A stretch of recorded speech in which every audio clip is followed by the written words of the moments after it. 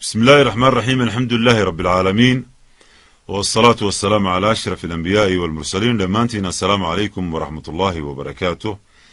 هل كان وحان كسو قدبين يا قضبو كسابسا حرقايقي أها بشي لبات شنية طبنك يدي لبدا كن إيو تضبية طبنك وانا سيديات قضب ونغانا يا قيبتك وباد وحانا شري دونا إن شاء الله قيبك له كو waxaa laygu xidhay amar la'aan maxkamadeed qalabkaygana waxaa lagu baadhay fasax la'aan maxkamadeed.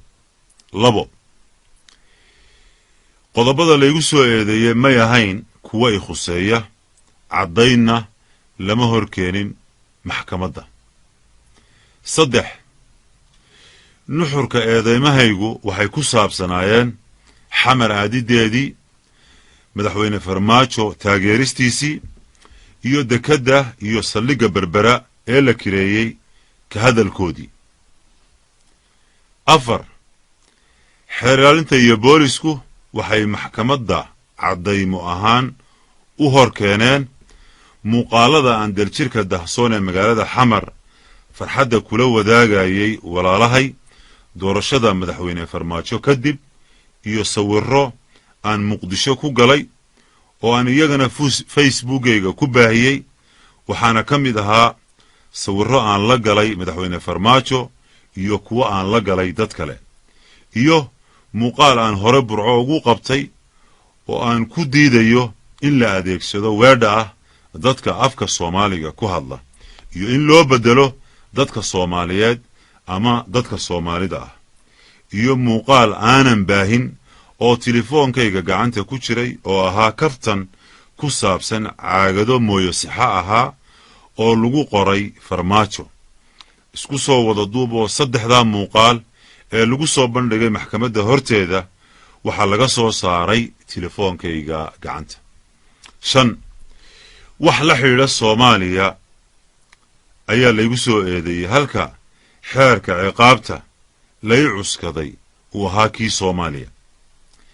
lix, garsoorahay xukumay waxa uu u sheegay warbaahinta in dhegaysiga maxkamaddaydu ahaa 3 maalmood oo min 9 saacadood ah.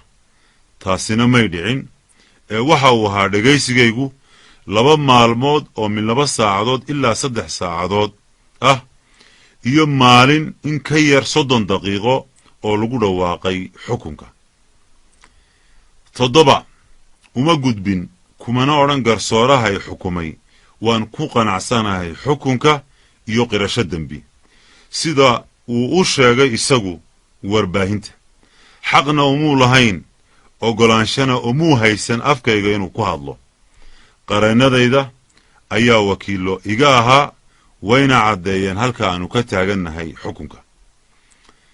qodobka u dambeeya ee 8aad, guddoomiyaha maxkamadda sare xukunkayga kadib waxa uu warbaahinta u sheegay eedaymo ka duwan kuwii ay xeer ilaalintu igu soo eedaysay. sida dalalka jaarka ah ayuu cabdimaalik ku kicinayay dadweynaha. guddoomiyuhu sidoo kale dacwad aanu garsoore ama goobjooge ka ahayn ayuu yidhi coldoon dembi baa ku caddaaday.